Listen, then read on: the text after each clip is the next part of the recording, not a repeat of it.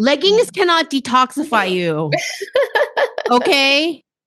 That's what your liver is for. Hey, party people. Welcome to my first ever group runway review. Sometimes I get ambivalent about watching runway shows, but I was really excited to do this one so that I could chit chat with some of my favorite fashion industry peeps. We're going to go around in a circle and introduce ourselves. Of course, you all know me already. I'm Zoe Hong. I'm a designer and teacher and author of Fashion School and a book. Stephanie, would you like to introduce yourself? Yeah, I'm Stephanie Verrieres. I'm a fashion designer and I'm the chair of the fashion department at Oakland School for the Arts. Hi, I'm Ela Erdogan. I'm a stylist and brand consultant in New York City. I'm Lakyn Carlton. I am a personal stylist with a focus on sustainability and ethics, as well as trying to be an author. So fingers crossed for that. Girl, you need to write a book. Lakyn needs to write a book. Okay. I have a literary agent. Y'all are gonna read this book because if you do not follow her on Threads, she's always dropping gems like pearls of wisdom all day long.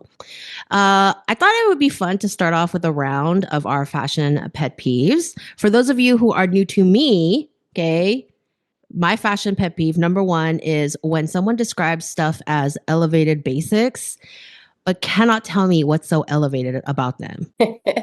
Well, that is a pet peeve of mine too. But I cannot do it. I cannot keep this going. But my students are always pairing Uggs with whatever they're wearing. I can't.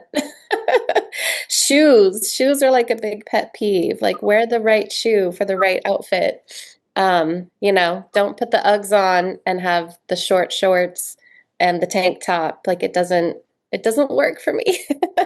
Tell them the old people already did it a while back. Part of me wants to believe that maybe they're just working so hard and they're staying up late and they're like pushing themselves. And so they just like need that little bit of comfort, to get themselves back to school and keep going. Your students get accepted to the best fashion programs in the US. So they're working their little butts off. Let's pretend that they don't have time to go looking for shoes because they're too busy doing their homework. I mean, mine isn't as exciting, but what drives me crazy is when people, someone who buys and returns, I hate seeing a tag sticking out. No. And when it's a giant tag, when you see that giant tag in the back of someone's dress at a party, it drives me crazy. They're tag guns. Things can be removed and put back in, but seeing a big care label on a see-through shirt or a big tag, the tags drive me crazy. I'm cutting out my clients' tags all the time for everything. I have not. Of course, I've heard of people returning clothes after they've worn them, but I have not seen that in the wild. It's really upsetting to see it in the wild. It's a really upsetting thing. Okay, as a designer, that would really upset me. Like, you're gonna return that stanky, sweaty, smoky. I may have spilled wine on it, but it's okay because it's black. This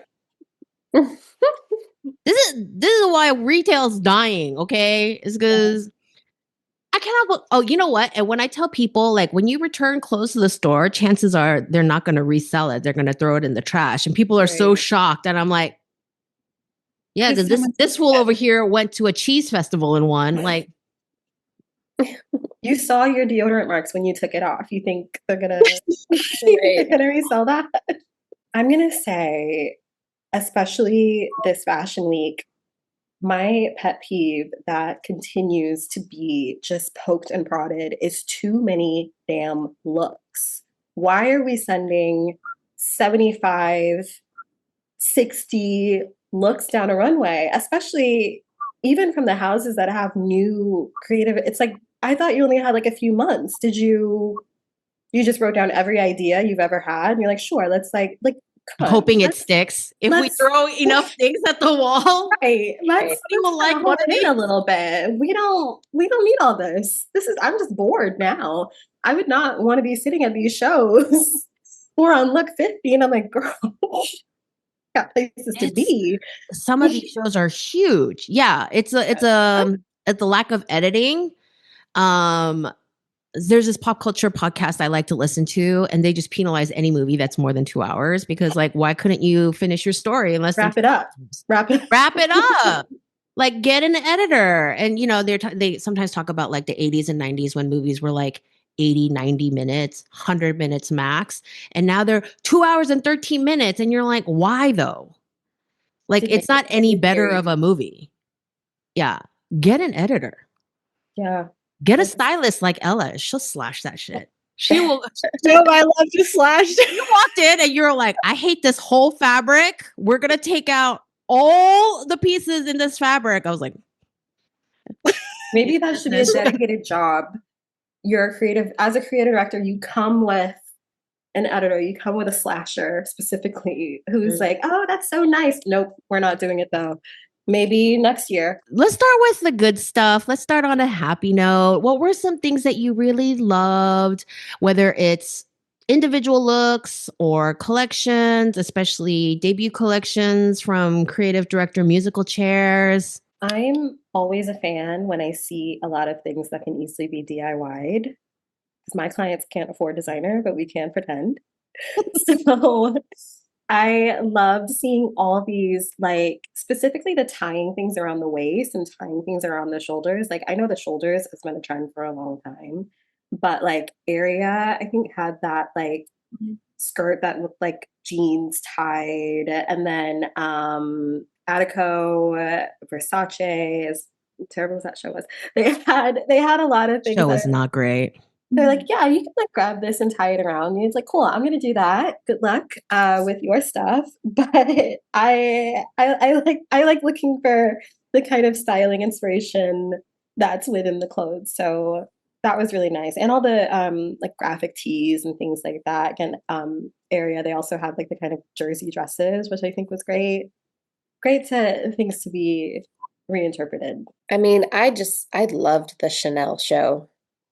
That one for me just really, and I'm not really a big Chanel fan. And then like from afar, I was really intrigued and liked it. And then I saw some photos of it up close. And then I was like, oh my God, you know, like the tweed was actually beads. It was beaded tweed. It wasn't even fabric. The details on it and the colors, like I don't feel like we've seen a lot of color from Chanel.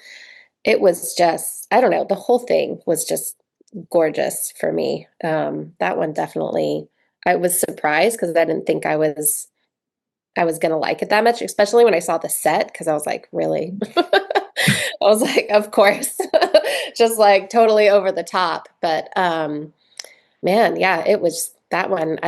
Just the whole thing all together really just took it for me.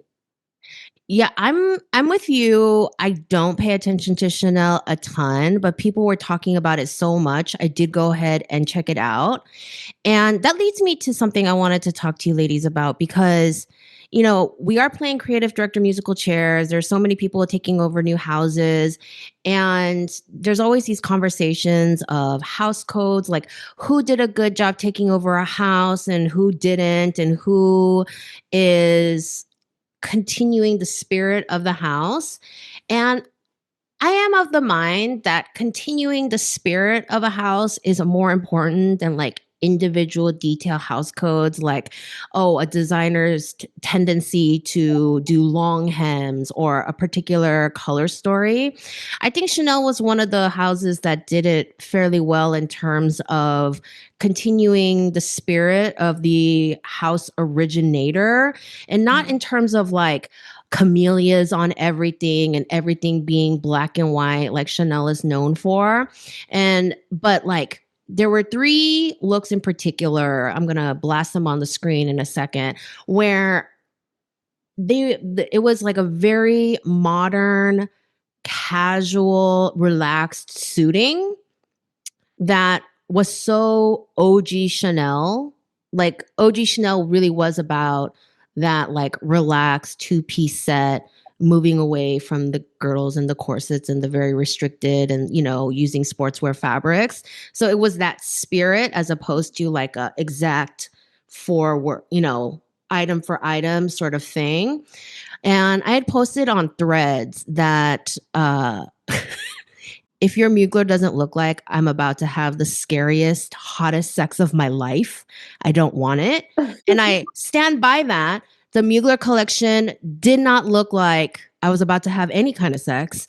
And Mugler needs to look like I'm about to have some sex. Like, I don't care. Like, it should. Like, there at least needs to be a few editorial pieces where you're like, yes, I'm going to get down and it's going to be hot. Like, it was so very conservative. Like, it was not fun. I think Mugler always needs to have like saucy fun. Like, it should have a little bit of sassy fun. So there was nothing fun about it. And so you could talk to me about like, oh, this kind of seaming and this kind of silhouette now. It was also really poorly constructed for the most part, which seems to be a carryover from our last creative director as well. Maybe that's the new house code. And if you can tell from runway shots and not even like up close and personal, that's bad. It's like, why is this? But if it's not going to fit, the size 0 model, I don't even care. Like, I don't want it. I'm not even going to think about it. I can't even imagine myself in it. I think that Sarah Burton is better at Givenchy than she was at McQueen. I think she's like building up, like she's establishing a really good foundation. And just as a side note, did y'all see Charlize Theron in her Givenchy outfit at the Givenchy show? Mm-hmm. She was wearing that beautiful white jacket and trouser with the little black bra. And it did end up on the runway later on. And then she had the huge necklace that covered her entire front of her torso. She looks like Nicole Kidman in all of these pictures. I could see Nicole Kidman in it. Oh, wow. Look at that. I feel like... Yeah. That's beautiful. I feel like maybe in the physicality, but not in the attitude. I don't think that Nicole Kidman can pull off. You think even immediately post-divorce Nicole Kidman? I think there's a lot to be said. Now that she's got, her wigs back, her freedom back. She could. We love a freshly liberated woman. I loved Bottega. I loved Louise at Bottega. The textiles at Bottega, leather, the woven leather with the ostrich feathers. I'm going to be dreaming about. I can't wait for it to come to the store. I want to see it. I want to touch it. I love the try everything on. Yeah. Those coats. The coats. I thought the fabrication was just really beautiful. And then I really like Hayter Ackerman at Tom Ford. I feel like for me, that's another one. I feel like it just makes so much sense. The collection wasn't like, I wasn't drooling over it, but I was like, oh, this is like, it's sexy again. It's like, it's sexy, but it's futuristic and elevated in a different way now. But Bottega, I'm going to be dreaming about. I want to see it. I want to see it. I want to touch it. I want it. Well, Tom Ford's never been like an avant-garde brand. Yeah. Like it's sexy and it's, I wouldn't say subtle, but the design elements are more subtle. It's not over the top. It's not obvious. And Bottega, like, I mean, the recycled fiberglass textures, they got all the attention. Yeah. And I really did like it, but the way she played with the braid, and if you follow me on Patreon, everyone knows that wearable drama is my favorite category of fashion, just me personally. And yeah, those coats, just like such wearable drama. Like it's like a perfect balance of just big impact, but still like my fashion director at fashion school, and I went to an event at my alma mater the other day, so I was reminded of it. Like my director Rose, she used to say to me all the time, we used to go through my sketches, and she's like, now Zoe, old girl, can she run to catch a bus in that? And I would get so mad at her. I'm like, Rose, no one is wearing a bus in these. And like, no one's riding a bus in these. But I feel like as amazing and sumptuous and luxurious and incredible as everything looked, she, you could absolutely run to catch a bus in these. Like they were infinitely like real life centered, despite being very dramatic at the same time. And I don't know, it was just like that right balance of having new and fresh and interesting and avant-garde and pushing things forward, but still like clothes, just like actual clothes. Some designers, they make things that humans can wear, like a sculpture, but Louise Trotter made clothes. I really like that. I did too. What is a trend? Did you see like overarching a trend? Lakyn, you already addressed this with the tying and things. Ella, Stephanie, were there any trends where you're like, yeah, I'm gonna see that next season. People are gonna really pick up on that. I feel like the feminine form, like embracing that, has really come back. More of kind of just honoring the waistline and the hourglass figure, but in like a really strong way, not in kind of like a sexual way, but in more of a feminist, like powerful way, because there's still a lot of structure with it. And then also like shoes, and we were talking about like necklace, like statement pieces and stuff. That also I was seeing a lot of that. I'm excited to have come back too, because I feel like, not everything is accessible for everybody, but I feel like accessories and jewelry is something that we can all participate in all different price levels. So I think that will definitely like trickle down. I've already seen TikToks where people are trying to make the Givenchy necklaces or like kind of version of, which has been fun. I would just like to point out that I also saw the I call it like hourglass of the female gaze.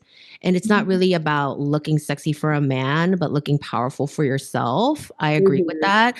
And I would just like to point out that, yeah, you like it, Stephanie, because you're an hourglass, but I'm as square as they come. So I do not appreciate this trend at all. Thank you. Thank you. Okay.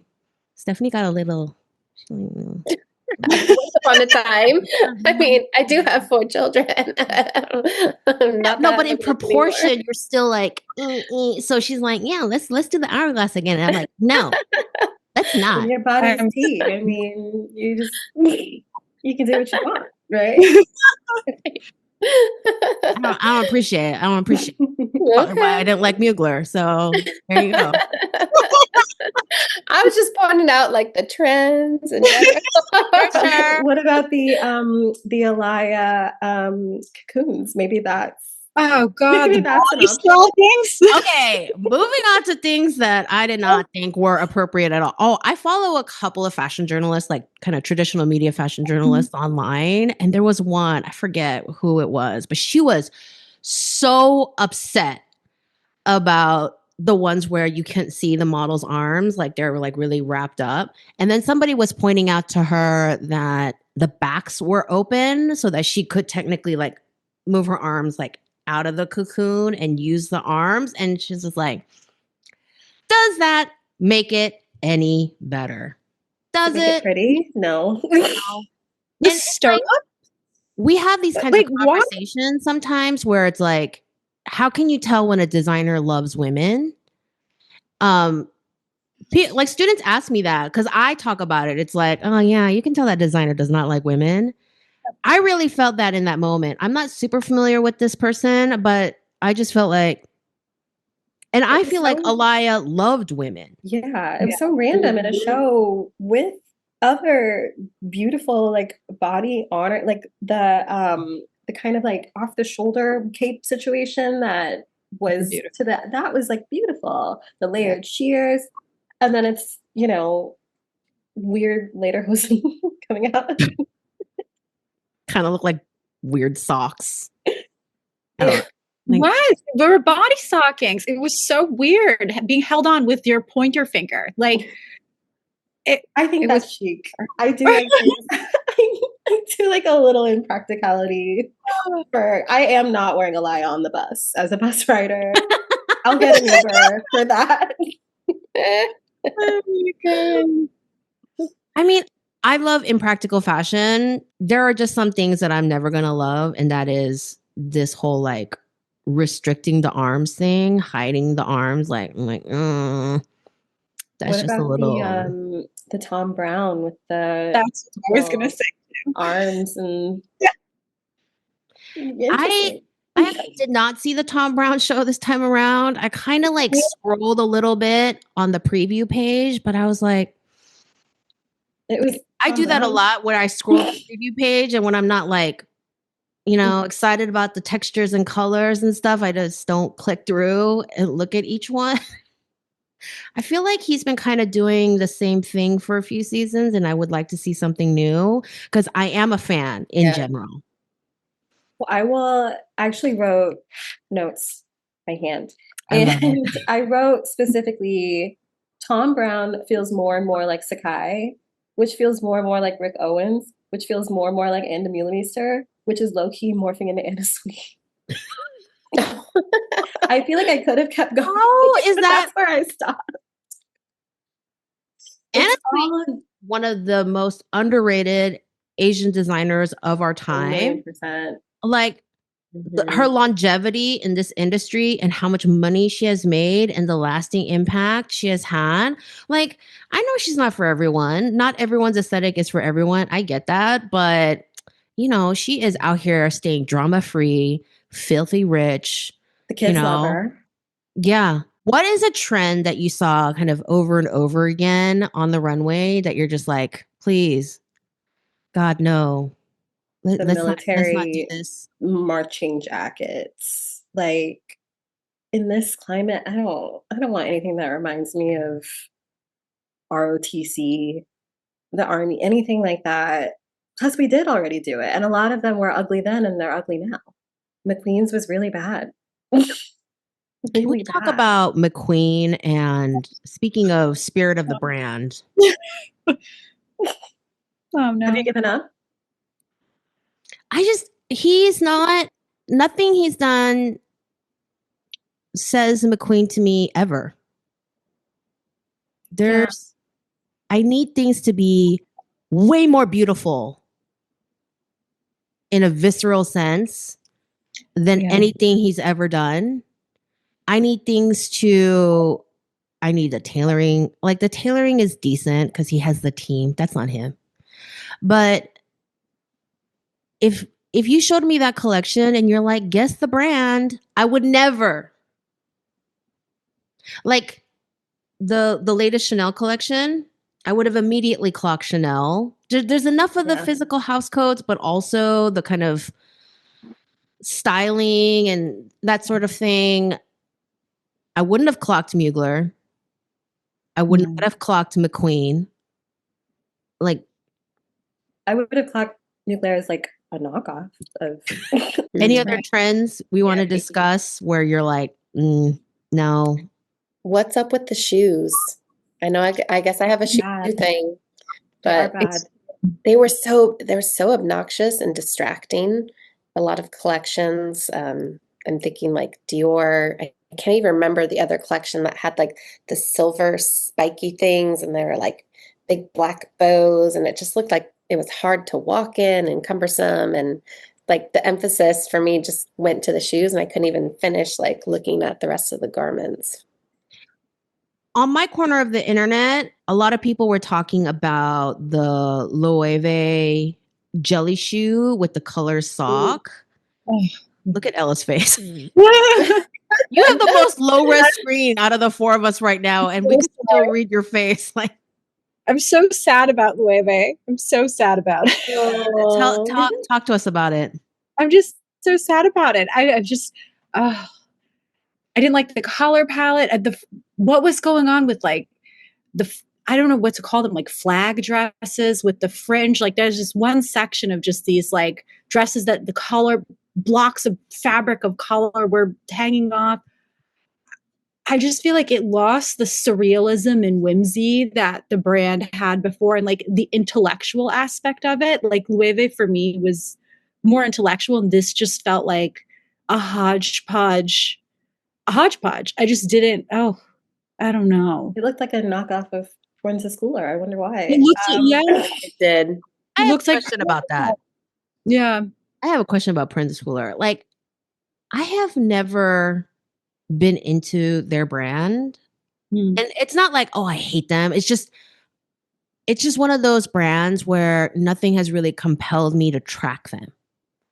Where I heard about a great collection, I saw a couple of pics. I'm like, oh, maybe I should start paying attention to them. But like every once in a while, I'll hear about their brand and I'll be like, oh, they're still in business. First of all, okay. Second of all, I'll hear like, oh, it's New Yorkers love this brand. And I'm like, well, maybe it's because I'm not a New Yorker. So Ella, who is a New Yorker, like, what am I missing? Honestly, Proenza had this one, I will put them on the map for me. They had this one great shearling jacket, which wasn't reinventing the wheel, but at one point everyone bought this jacket. Then the second thing they had was like a bag. There was this one bag, everyone had the bag. But in terms of ready to wear, I've never really, none of my clients really wear the ready to wear, but the bag, there was this one bag, everyday bag, just one. Everyone had this bag. And then that shearling coat, it was similar to, do you remember when Acne had that like moto kind of oversized jacket that everyone had? It was in that moment. There was this big shearling, like oversized with belts on the bottom, and everyone had that. And then they knocked it off for white label. So they had the Proenza version, which was the designer price, and then they had the white label version, which was the more contemporary price point. And it was like the New York winter coat.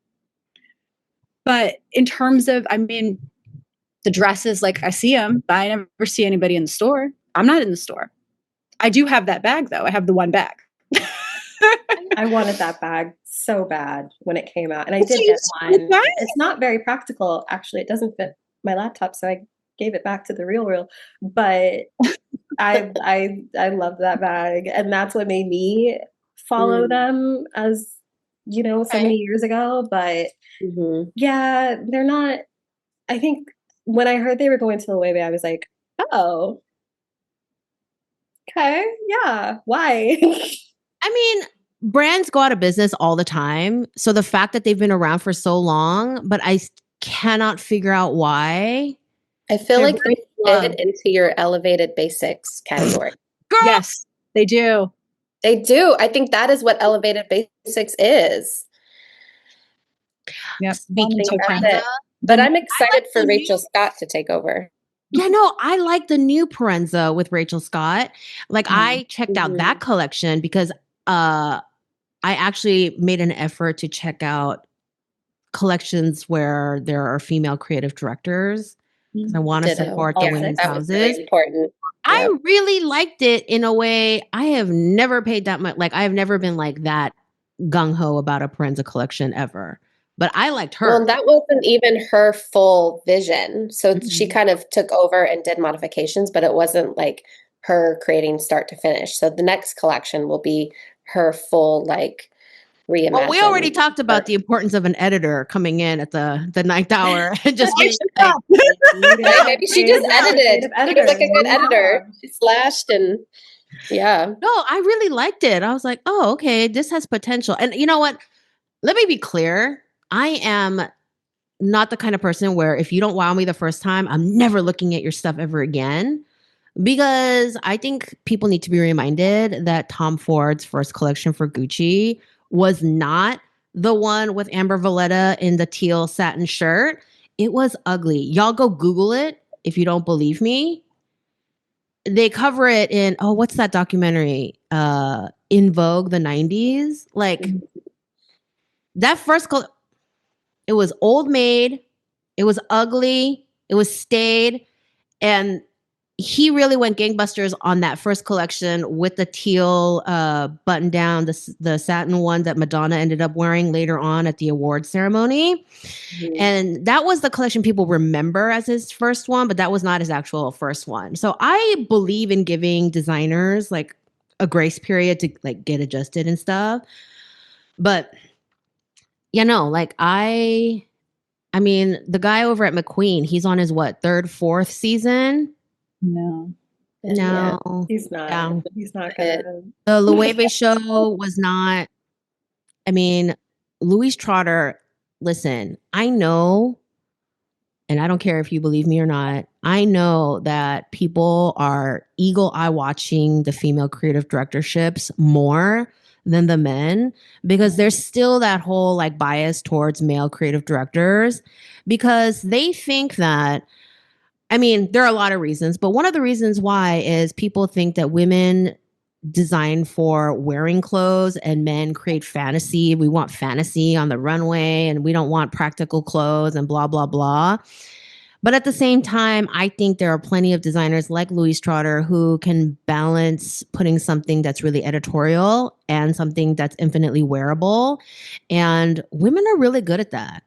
I think more That's so what than happens men. when you like have the body that you're trying to dress, you know. This is why I don't go to male gynecologists, okay? There are some things women know. Just a little better. I mean, there's something to be said for, you know, maybe years and years of experience, but I think there is an advantage with being born with it. Mhm. Yeah, no, I am. I don't know. I'm very over men designing. Yeah, because Over men, period, and then over men designing. Yeah, if you look telling you at, what you should wear. yeah, like I don't like this whole men telling me what I should wear sort of situation. This whole like, oh, they have this vision for this muse that they have, this muse that doesn't really exist in real life or is only like 0.05% of the female population, you know, that sort of thing. I just think that women, when they are given the opportunity, they do not squander it and they just take off running. I think that, I mean, Sarah Burton at Givenchy is doing great. Louise Trotter at Bottega is doing great. Rachel Scott at Proenza, like even if she didn't do the whole collection, like that was really beautiful. The woman who's over at Hermes now, like she's just got this like, Loved Hermes. she's got this like bondage light touch to the leather, which I always think that leather should have like just a little, just a little touch of like, it could be used for bondage, sort of like vibe. And I kind of like that she's kind of playing around with that with all the harnesses and stuff. But everything is brown, so you can't be all like, oh, it's so S&M. Like it's not overt at all, but it's just like a little. Just a little That more. was sexier than Mugler. Okay, like I'll die on this hill. What Hermes, the horse brand, is sexier. I'm saying, if Hermes is sexier than you, You're doing something But wrong. I'm just saying, just I did love Hermes. This season I was really, really disappointed by the Prada and the Miu.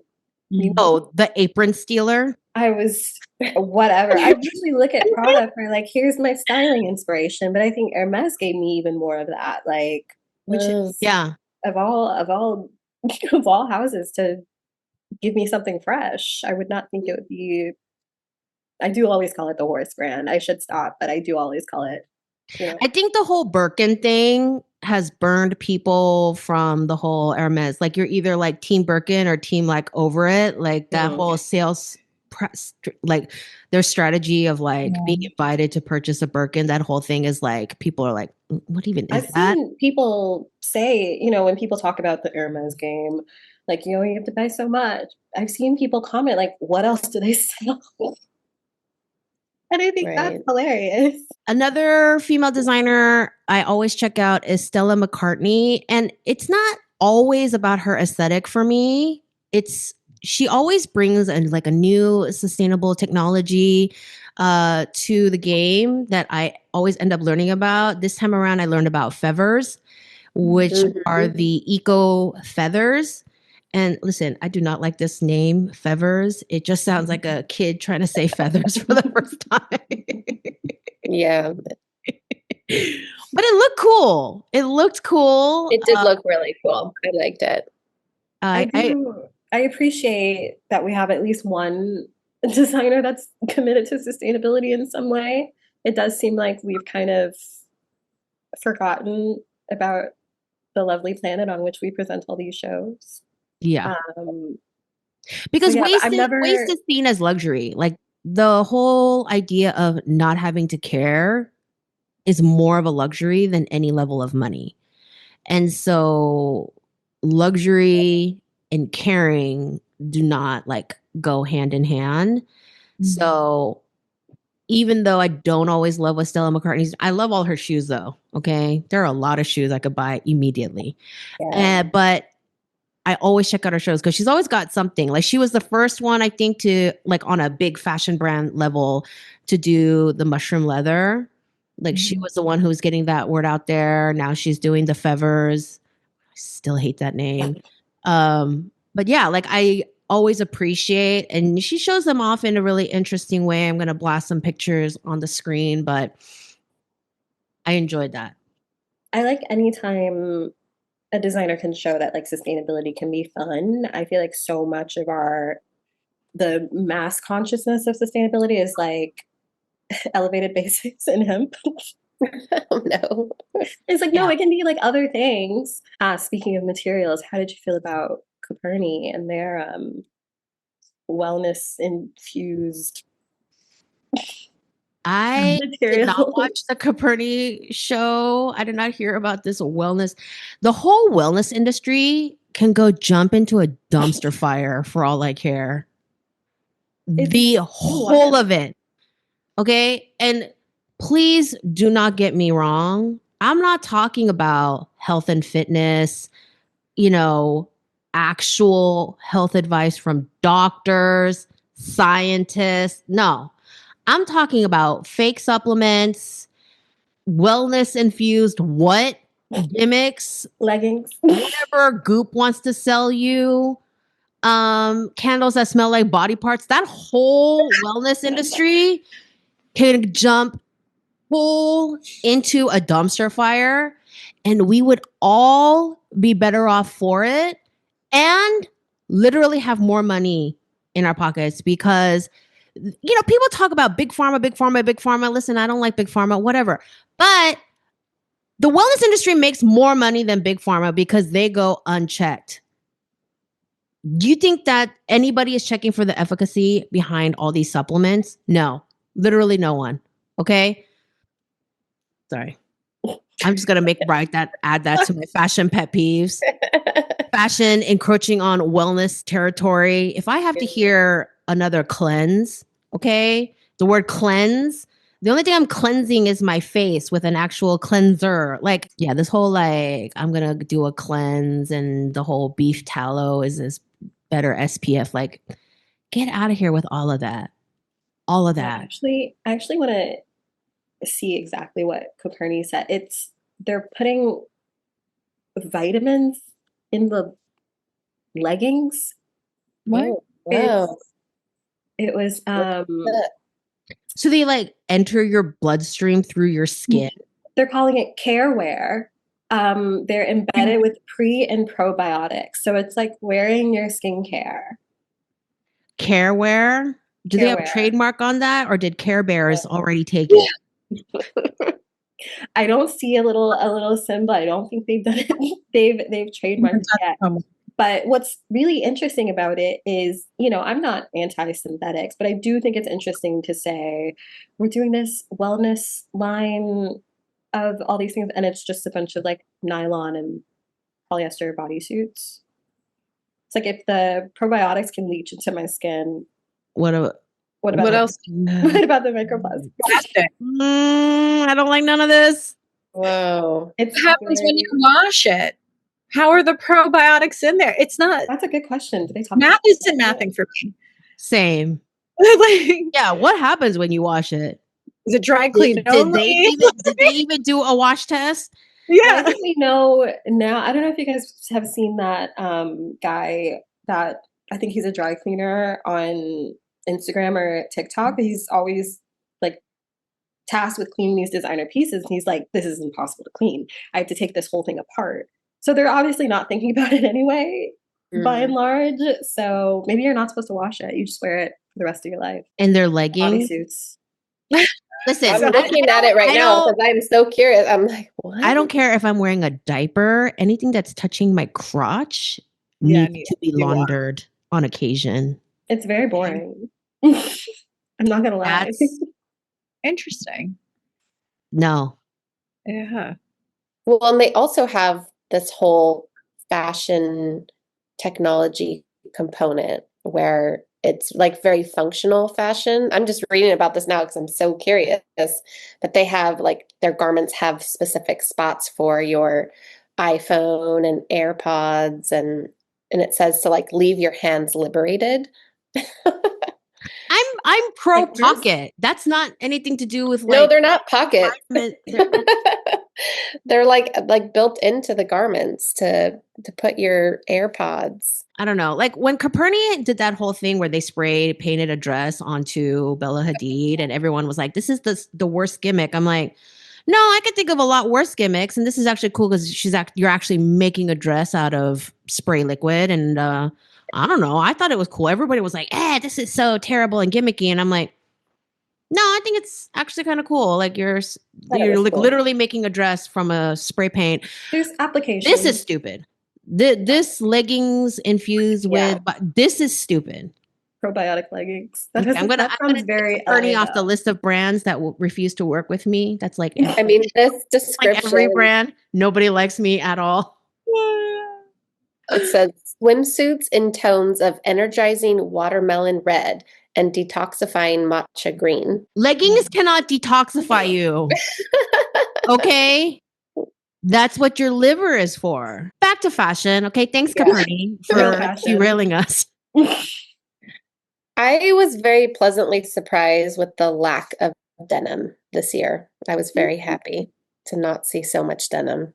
And I don't know if it's because we've just been in denim upcycling land for so long with my students, but yeah, I'm definitely over denim. And I'm like wearing a lot less denim myself too, and wearing more like trousers and yeah, more like kind of tailored linen pants and stuff. I don't know. I'm done with the denim. I felt like we were in it for so long. I super love denim, but I do not like seeing denim on the runway unless there's a point. Yeah. Like it was just like jeans. It's like, no, just regular jeans don't really belong on the runway. And I am a total denim geek and I follow kingpins on social media so I could check out who's wearing what kind of denim to the trade show. Cause the kingpin shows, like, those guys are dressed the coolest to me with all their Canadian tuxedos in variations and different cuts and all that stuff. But most of the denim on runways are nowhere near as cool. It's true.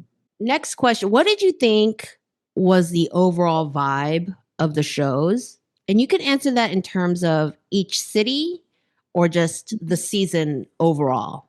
Where do you think fashion kind of in general is headed? I feel like one of the things is, your comment about hopping on the bus. I feel like the luxury brands, they know we want drama, but they also know that the girl needs to hop on a bus.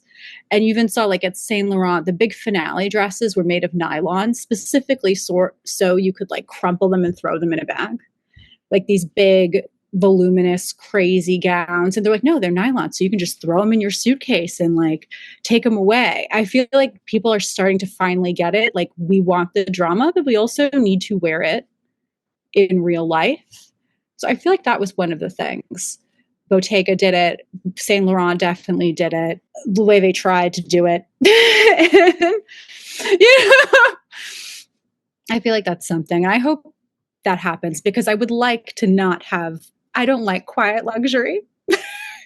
I want some drama in my daily life, but I also want it to be sort of functional so I don't have to wear Tom Brown. I have a controversial opinion.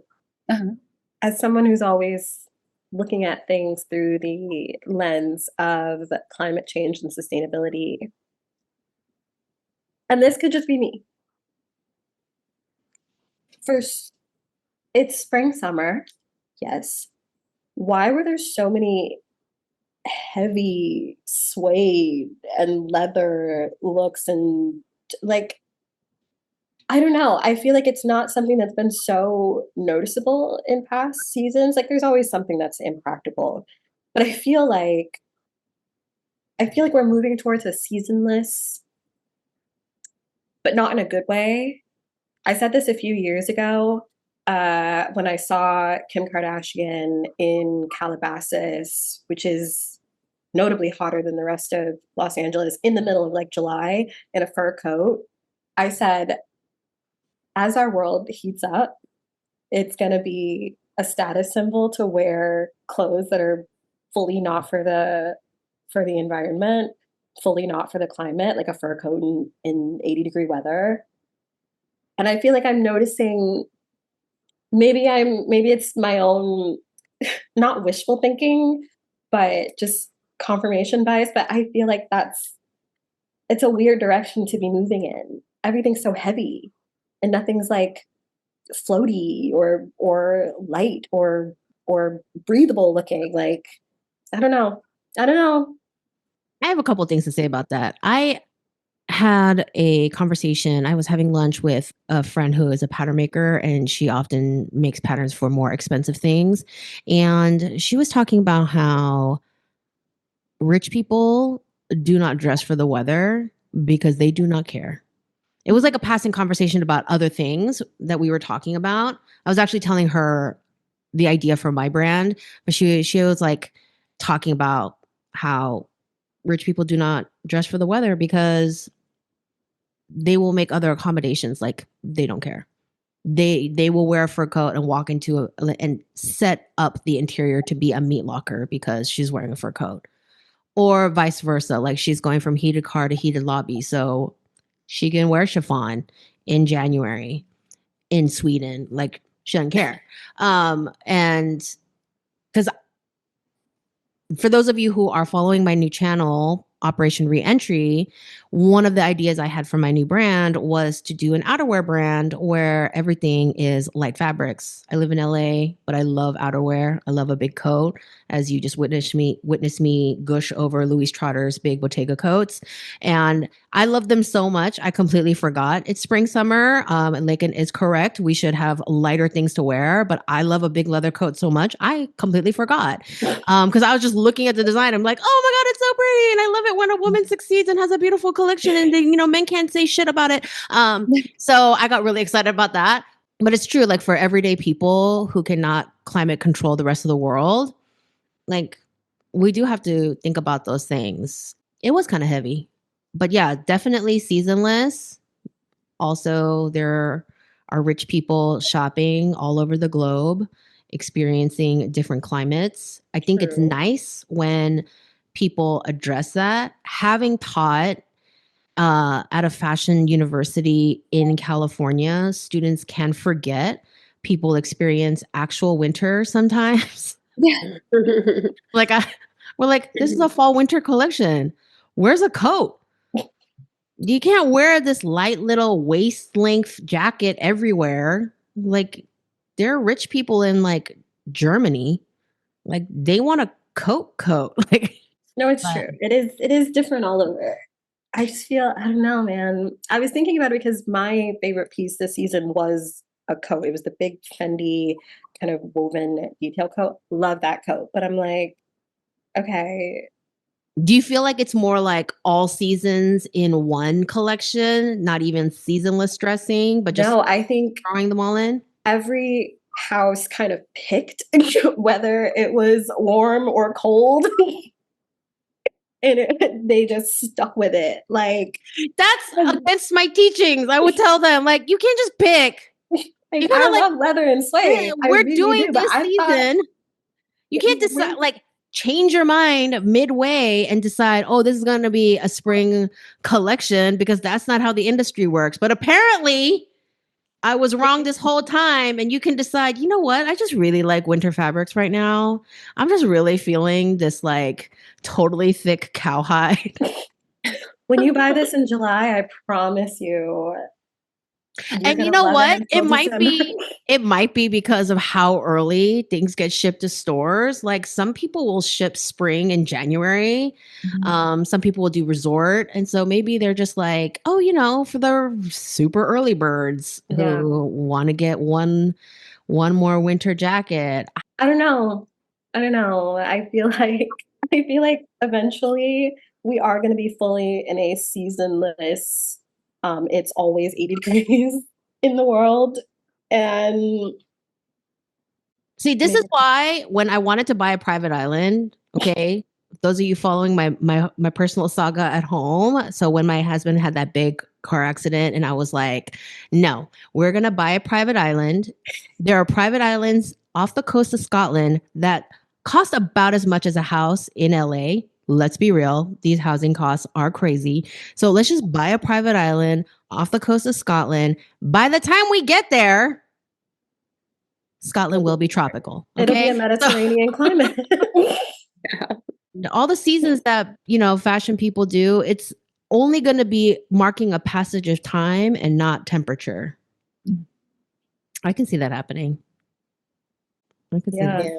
I think about like where all the money is kind of being concentrated a lot more now. And it's the Middle East for the most part, and Kuwait and Kuwait City and Doha and all of those. They have like air conditioners in the ground. How did you all feel about the colors this year on the runway? I felt like it was very, very colorful. I feel like it was either, again, it's like the designers picked a season and then they also picked like the colors that go along with it. I feel like it was either very muted or very bright. Yeah. It's like, where's for us like in betweens? Like, I love yellow as much as the next girl.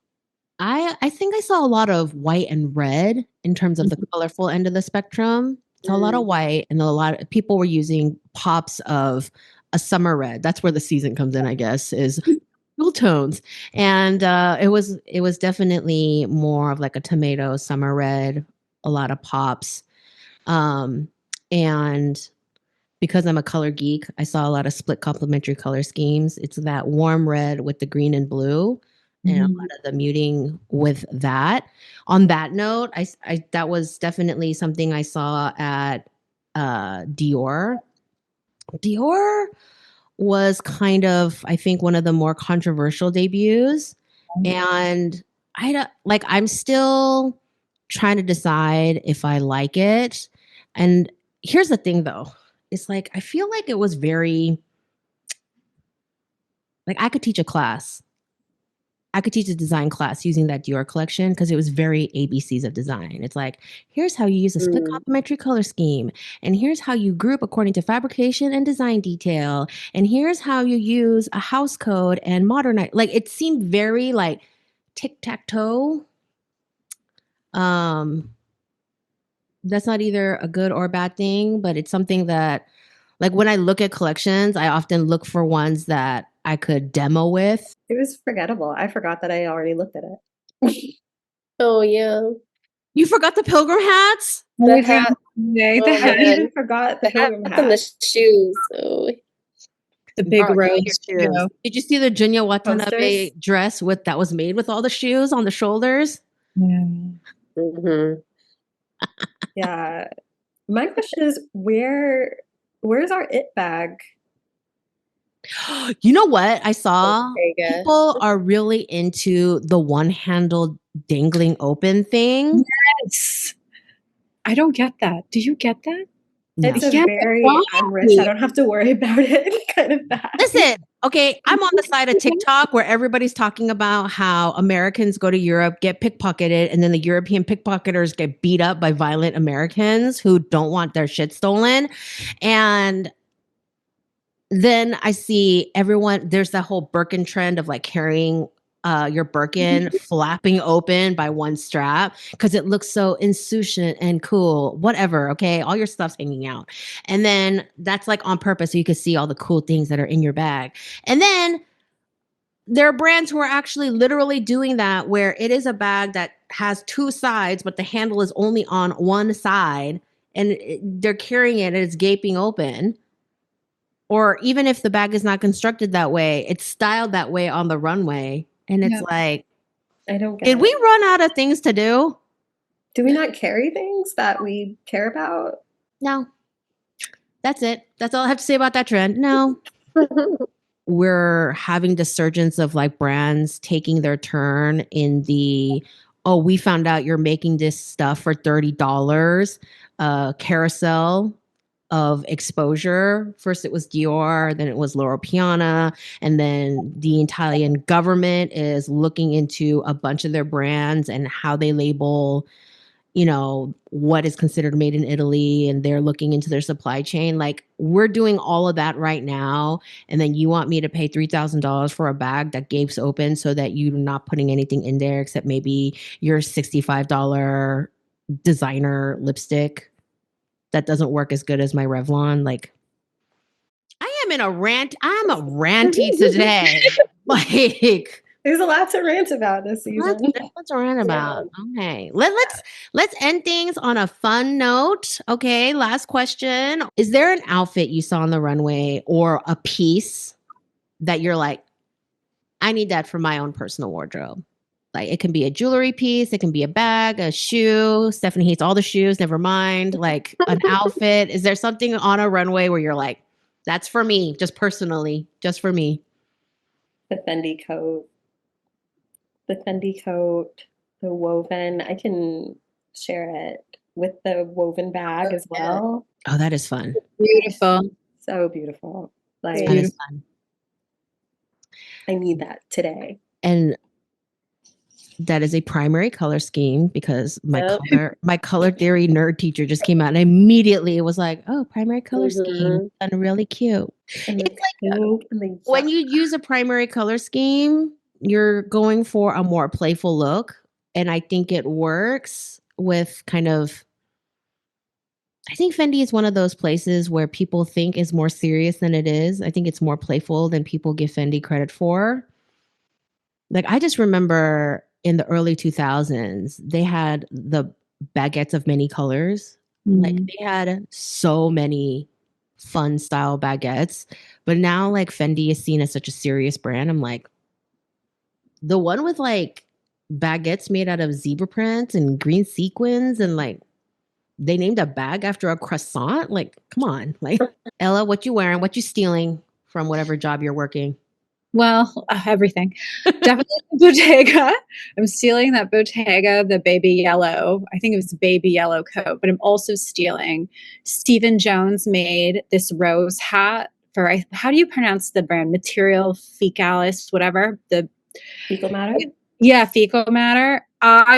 There's this one, I think Deborah Shaw is wearing it, rose hat with like a rose on her face. I want that. I want it. So I want to ask Stephen when we see him in Paris about it. I want it. The rose hats were unbelievable. I love him. I love him. He's a genius, and I love him. He's like, oh yeah, like I can't access my sample, so I just have to make a whole new batch. I'm like, with nothing, with air. I do love, like, one thing that I am still dreaming about, and it's not necessarily something that I would wear, but I wish I could be that person that wears it. Sarah Burton for Givenchy, one of the last looks was this jacket that had flower, like very Monet embroidery, kind of deconstructed embroidery. And I loved how a lot of the pieces, the neckline was just like open. It was very tailored, but it just had this really gorgeous exposed like collarbone neckline. And that jacket, the colors, the deconstruction of it, the detail, like I just wish I could be that person in that jacket wearing that. I don't know where I would go, but I would love that piece. I would love to own that and just look at it all the time.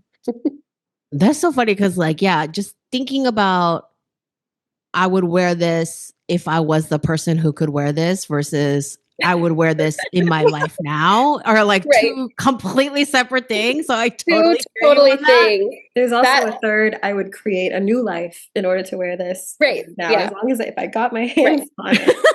I think I would like secretly wear it like at night, you know, after everybody's in bed. Like I would get up and like I'd take it out of its special, you know, garment bag and I'd put it on and I just like walk around and I don't know, have some like fantasy life. But she also had like a really practical dress.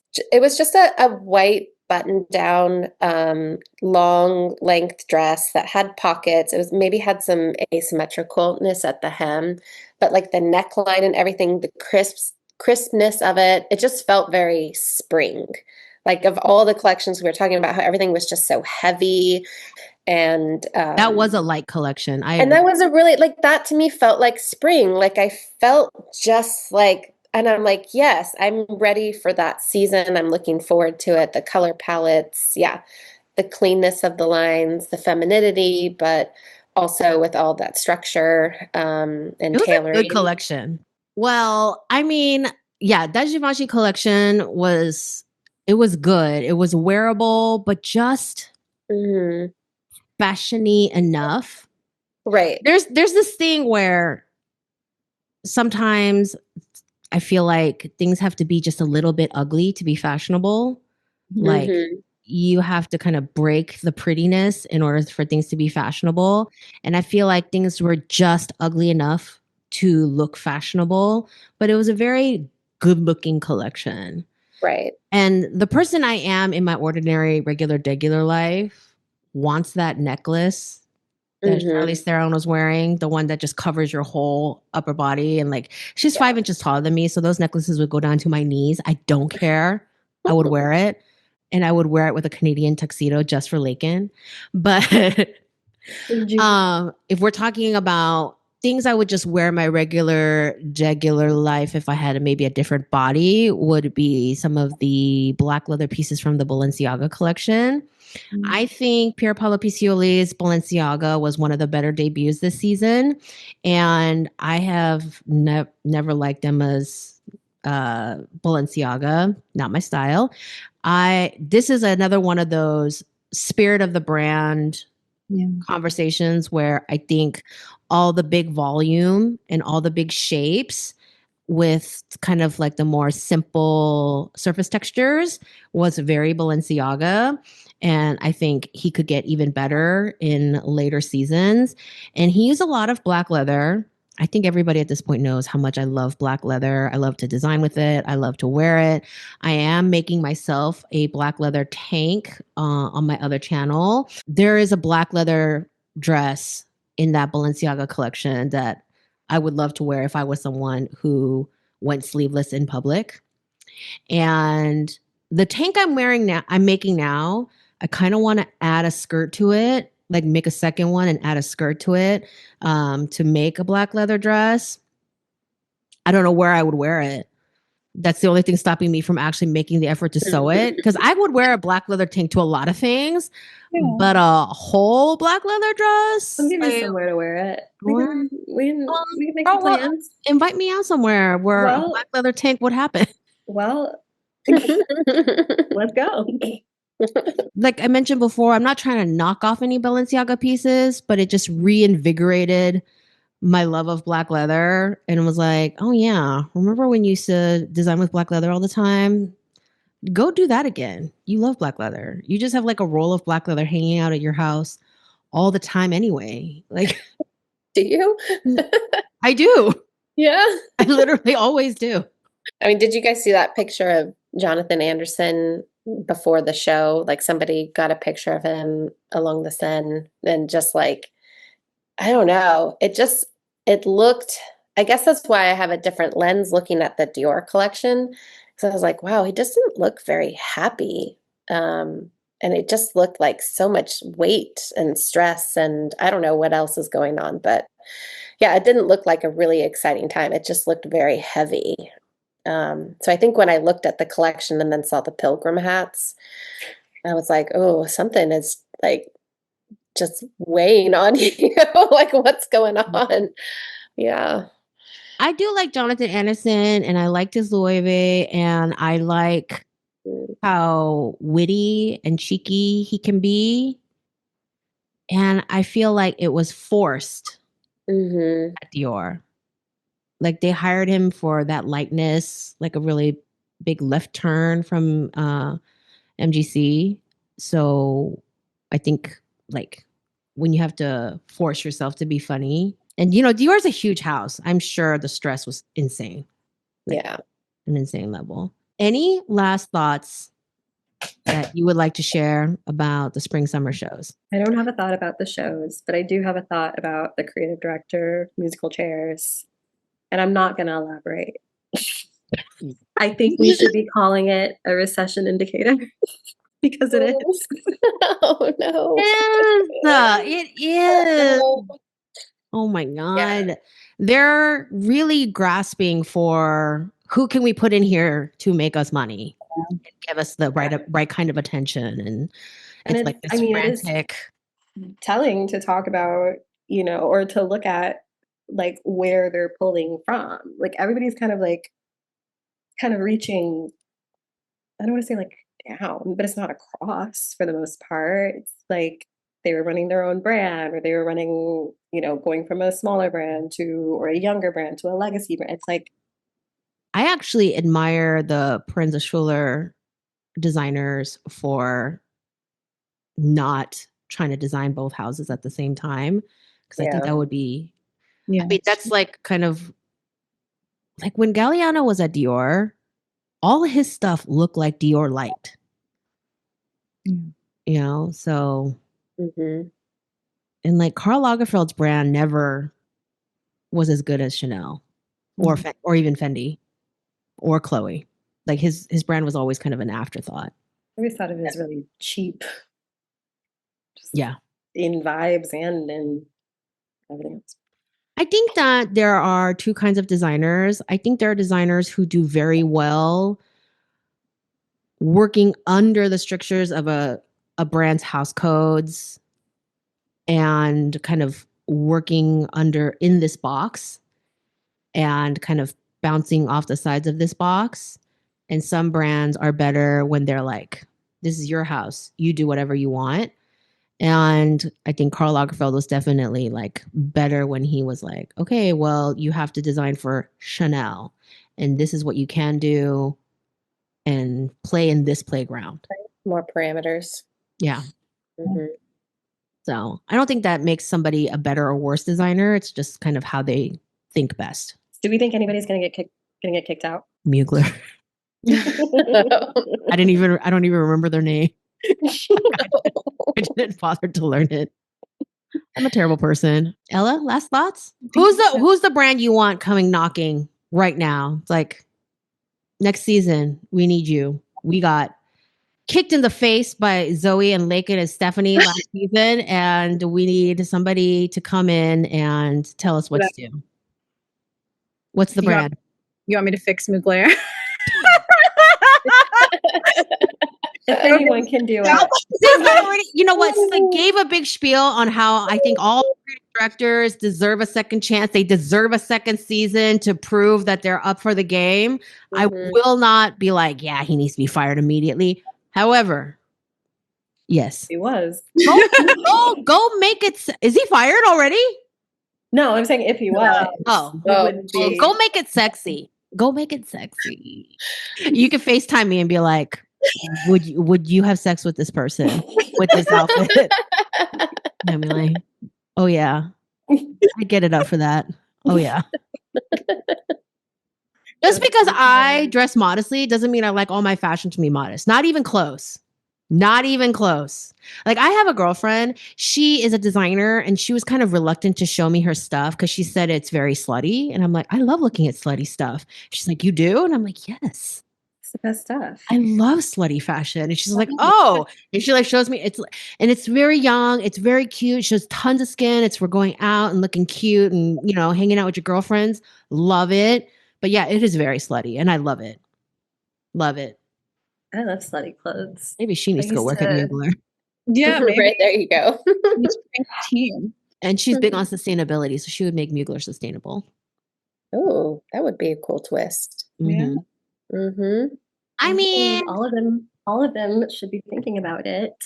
Listen, when you're a ready-to-wear brand for a big house that makes its money off of handbags, shoes, and perfume, and you only sell 100 pieces of ready-to-wear a season anyway, use dead stock. You don't even need the fabric inventory. Just use dead stock. Was that mean? I don't know. I don't care. No, it's true. You're only going to make 6 of them. Who cares? Whatever. That's true. See, that's what's so freeing about none of the brands liking me. So let me wrap this up. We have been chatting for a long time. This was super fun. Thank you, Stephanie, Lakyn, and Ela, for joining me and sharing your insights from your industry backgrounds. I think people will find that informative, educational, and entertaining. We have some big personalities in the room. Please give this video a thumbs up if you learned something or enjoyed yourself today. Share, subscribe, all the ways you show me love. Please follow these amazing women on their social media. I have links to everything in the video description below, and I will see you in the next video. Bye. Listen, I am not someone who reaches out to brands and asks for things and wants to be gifted things from brands in exchange for attention on my channel. That's not the kind of channel I run. That's not the kind of social media I have. Like, that's not a thing I do. But if anybody wanted to make that change, Ms. Burton, Thank you for that, Nick. I have been a fan of yours since your McQueen days. I think you are such a great match as Givenchy. I think you're a better match there than McQueen. I think you're going to do amazing things. So if you have one of those necklaces just hanging out, Are you a no one's going to love it more than me. If you want to send it to the one who's going to love it, don't send it to a Hollywood celebrity who has like 200,000 million pieces of free jewelry already. Send it to me. Okay. No one's going to appreciate it more than me, is what I'm saying. I don't know if I'm going to keep that in or not.